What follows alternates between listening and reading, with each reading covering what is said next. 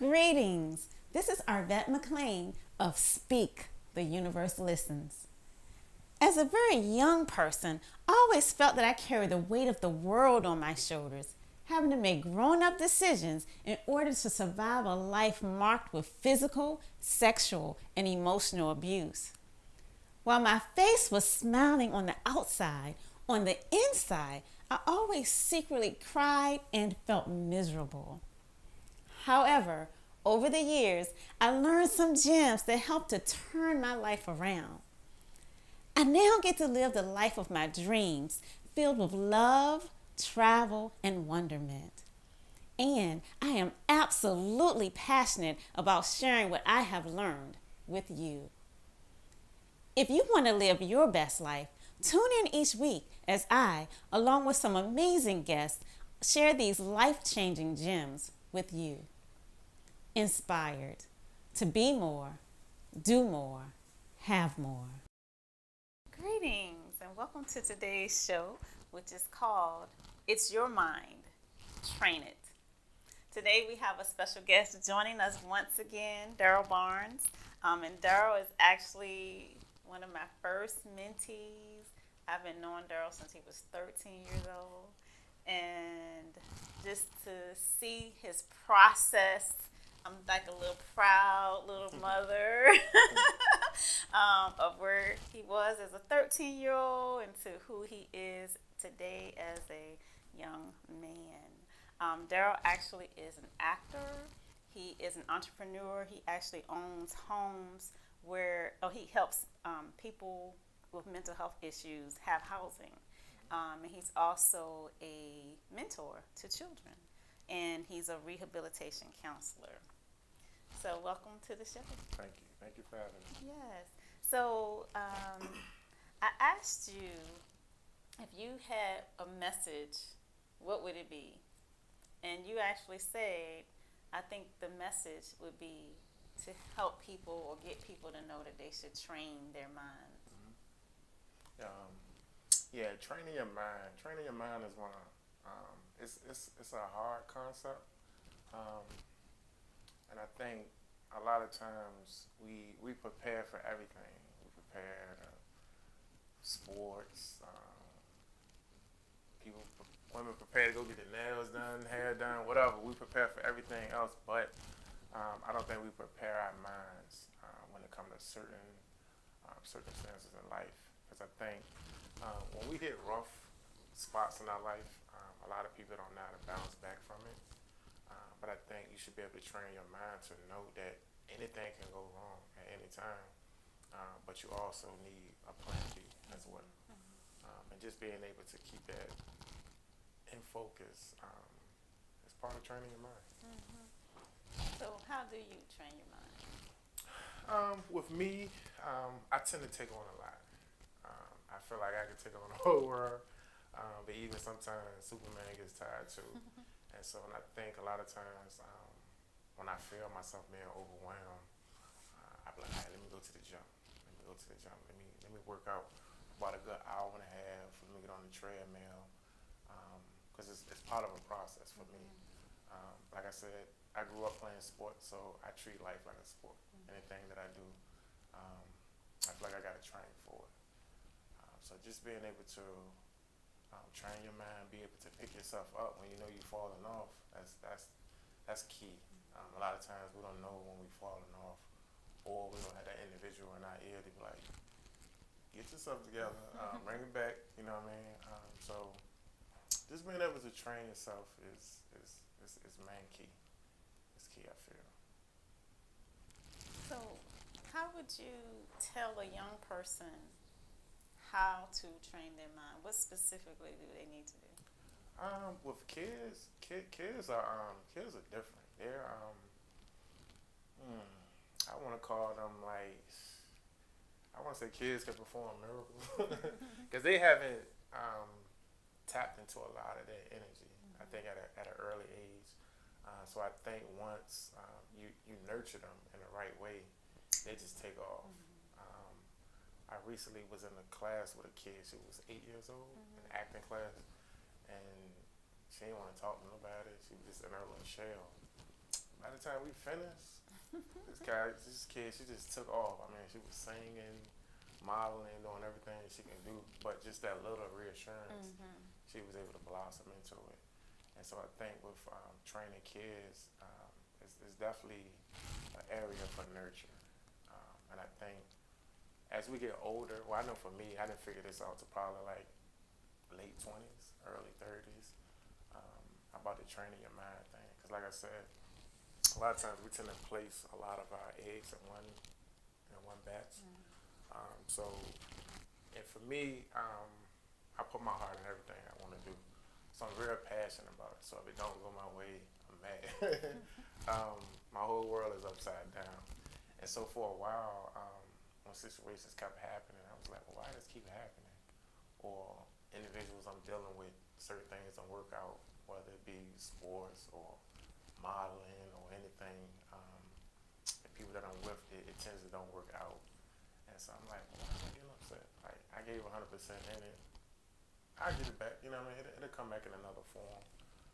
And so from that point on, I try not to take things personal, especially when you're dealing in life, because life is life. No need to take it personal or get upset about it. Just do something about it. And I think once you get that, it's kind of like, some people may call it cocky or whatever they might want to call it, but you have to have that train of thought process that you don't care, or you don't care what nobody thinks. And that tends to get you further.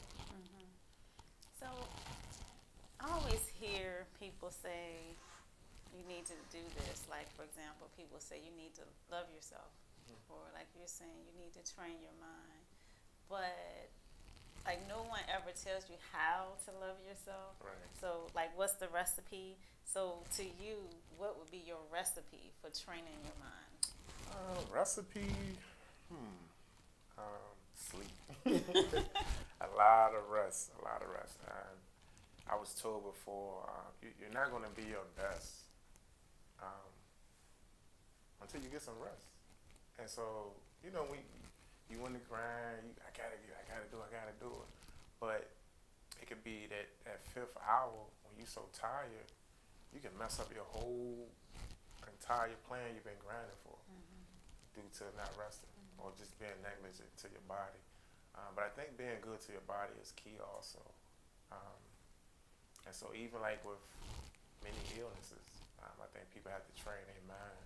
But you know, you get more sicker when you worry. The doctor's like, she would have lived if she didn't stress herself out. And so I think you got to train your mind in all instances, whether it's being sick, whether you got a test coming up or anything. You just got to train your mind just to be still and let everything pass. Because a lot of times it's just a cloud just passing over, so I don't even really know it. So I was listening to someone, Dr. Joe Dispenza, and he talks about training your mind. And he basically describes your mind like it could be like a wild horse. And so he had used this example. He said that he actually has horses. And so he doesn't ride the horses during the winter months. And so when he hops on the horse, once it gets warm, the horse doesn't want to do what he wants the horse to do. So the horse will like try to buck him off or try to run him into the walls, and, into the fence and stuff like that. And so he has to literally train the horse, get the horse back on track. And so basically, and every time he said he knows the signals, like when the horse is about to go off track, the horse ear will move a certain way. Yeah. And so as soon as he sees that ear, he makes the horse stop. Right. And he won't allow the horse to move again until he sees that ear go back.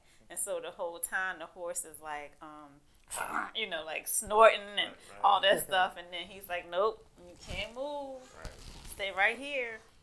And he'll see the ear go back in, then he'll let the horse go, then that ear go back out, he rein it back in. And so he thinks of the mind the same way. Like the mind likes to do its own thing. The mind likes to do what it's going to do, think about all these random thoughts, and then add stuff to it that really don't even need to be added Oh, added to it. But you made the point of being still, and so that's what he suggests and too is being still. And a lot of times it's hard, like to get that mind still. And so he's like, in every moment, as soon as your mind starts, so if you're intending to be still, intending to quiet your thoughts, and in every moment when you feel it going somewhere else, you just like, come on yeah, back. stop it. Yeah. And you just continue to bring it back, bring it back, bring it back as many times as it takes, until you can actually focus. And I've told this story a lot of times about him with, because he had actually was in a accident, and he broke all the bones in his back, in his spine, yeah. And so he would never walk again. But within, I think, either 12 or 16 weeks, he was actually running. Wow. Yeah, and so he did that by quieting his mind and learning how to make his mind focus on what he wanted it to focus on, and not on all the things like, why did this happen to me? And I'll never walk again, and I'm in so much pain, and what is my life going to be like? So it's so easy for your mind to go. But instead, he would try to focus it on what it was that he wants. And every time it would stray, he said, come back. Come back, yeah. And well, I mean, and there's nothing wrong with that. I think we all still struggle with it. I don't think nobody's perfect when it comes to that. Because, we all have anxiety at sometimes. And sometimes that one thought can just go totally left, 100 miles per hour. And then when you think about it, or you had that conversation, or whatever that situation may be, you actually talk it out with the person, or whatever the situation may be. You be like, wow, I went off for no reason. Right. And so sometimes you just gotta calm yourself. Even with my day-to-day job that I do, working with individuals that may have anxiety issues or maybe ADHD, and whatever their diagnosis may be, I have to remember it's not against me. It's something they're going through. So if they come in going off, I'm like, oh, calm down for a second. Just have a seat. And once they have a seat, they calm down. And they, well, Mr. Derry, I'm like, yeah, you sat down and you thought about it for a second. It wasn't that bad, was it? They're like, yeah, you're right. So I think even with us, just being still, it helps a whole lot. I'm telling you, because a lot of my thoughts I had in the past, I was like, what was you thinking about? Why did you even do that? So, it comes with growth. That's something that's not going to happen overnight. It's one of those things you got to train your mind to it. And that's what So what, specifically, how do you make yourself still? Well, lately I haven't, I'll be honest. So I have a lot going on, especially with working and acting and things like that. I find myself being still in the car a lot. I find myself, I don't even cut the radio on. I throw my phone in the seat and just ride silently, and just replay what happened in the course of the day. Let it go, because I had a hard time bringing stuff home with me from work. So I know at 5 o'clock or whatever time I get off, that light switch goes off. I can't take it with me, because now I have to focus my attention on something else. And so exercising does help me a lot. Even as a youth, being athletic, sports, things of that nature, it seemed like it always took my mind off whatever was going on around me. And to this day, I still choose to exercise. And you mentioned that you have tended to be very passionate about things, and that how that passion, because passion is actually a really great thing, but there's always two sides to a coin. Definitely is. So sometimes your passion can cause you to go off in a direction different from where you want to go. So is there anything you can say about that? With the passion thing, I think we all have it, and I think sometimes another thing I learned is not to set my expectations too high. on I saw them high on myself, but not on an individual base. Because at the end of the day, um, we all have different level frequencies, energies we're on, and some people are still trying to get to that level. So just being passionate, passion is what keeps you going. Um, the will to do things, and I think just it's like you said, it's a two-sided coin to it. But passionate people tend to be a little more harder on you. I think with what I've seen in my life, um, and people that care about you will be hard on you. And I think a lot of times when you train your mind, um, you tend to see those things. You're able to pick up on things quick, like, oh, that's just good constructive criticism, or that person trying to help me out. You're able to recognize these things. But if your mind is not trained, you will see it in a whole different light, and then your mind can go left. Right. And so I think just being able to just understand yourself first. If you can't understand yourself first, you're not going to be able to understand nobody else. Yeah. So being still, making sure you get your rest, and I'm going to reiterate that about making sure you get your rest. Yes. It is so important, because a lot of times when it's just so much coming at you, and you're starting to take that on. Actually, we just had a podcast about the person was really talking about organizing your space, but one of the things she was talking about was decision fatigue. And she's saying when it's too many things that your mind has to focus on, it can't focus on anything. You can't make decisions well or anything like that. And so the whole thing about rest it is just so important. I remember just being in that place of just total just fatigue, and it's like it's almost like you can't create from that space at all. And you forget that there is something else. You know, you think this is all there is in the world. All you can see is everything that I have to do and everything that I can't get done because I don't have enough time to do it, etc. So rest is so key. Rest is key, and water also too. I notice with myself because I like sweets, sodas, cookies, cakes, and things of that nature. And so when you actually trying to perform at a high level, that sugar don't help. That sugar will have you crashing hard. It's like 12 o'clock in the day, I'm ready to go to sleep. But I notice I cut back on a lot of things too. So water and definitely sleep. You have to get your rest. And I remember been sometimes I did all nighters and trying to go to work the next morning because I figure money is more important. But when you realize that sometimes you gotta get some rest, sometimes that money ain't worth it. And then, so you know how that go. But yeah, definitely get some rest though. Oh, tell me, because I always like when you tell me this. So, talk to me about saying I'm tired. Alright, so you the only person. It's so weird. So I always call Arvette whenever I'm going through something or I'm just having a blockage. I would say a mental blockage. I'm like, well, let me call Arvette or let me text her. And then you'll call me and she's like, so what's going on? I'll be like, I start talking and I'll be like, I'm tired of this, I'm tired. And I always use the word tired. And she'd be like, stop saying the word tired. Like, because you putting that energy out there when you say you're tired. Like, so tired is just beating you down. And so anytime I think about it getting tired, I think about this Arvette, I be like, nah, I can't say that word. And it's funny, so I have friends that come vent to me about saying they're tired too. And I be like, nah, don't say that word. Replace it with another word.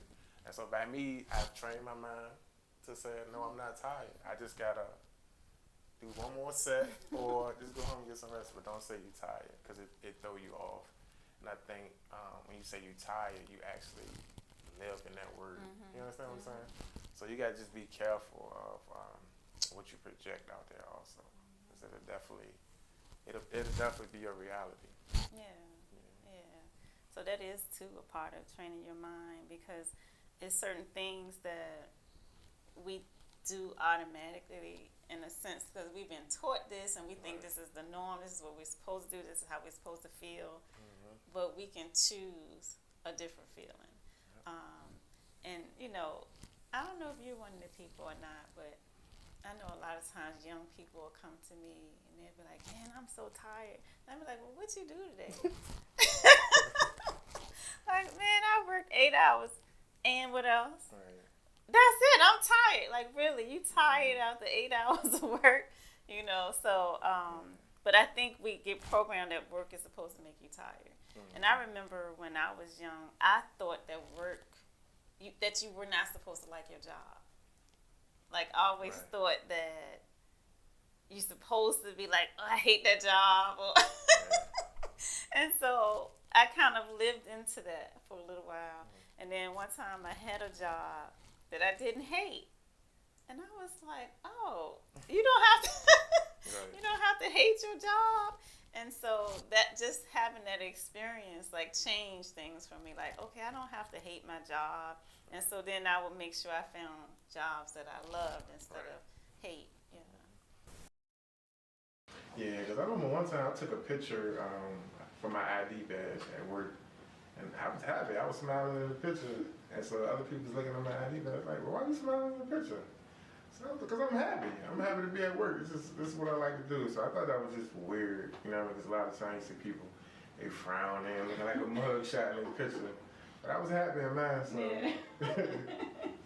Yeah, so I think we can kind of wrap this conversation, but what we have said so far is in order to train your mind, you can make sure you take the time to be still, make sure you get some rest and take care of your body. Also, when your mind is starting to wander, make sure you bring it back. And I think the things that I still want to add to that conversation would be, one is you have to even know what it is that you want. Like, what is it that you're training your mind to do? So a lot of times we forget to eat. We just live our life. Right. And we don't even really have a plan or whatever our plan is. Our plan is like to get to the next day, to get through the day, to get through the month, that type of thing. But what do we want? And so if you know what you want, that's step one to start lining your energies up to do that.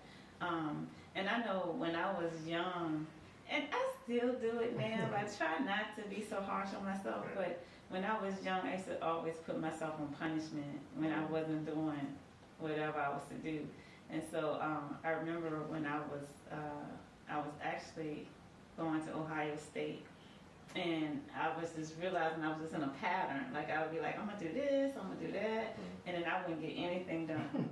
And so I named myself Arvette Amadou McClain because I was always going to do something, but I just never did it.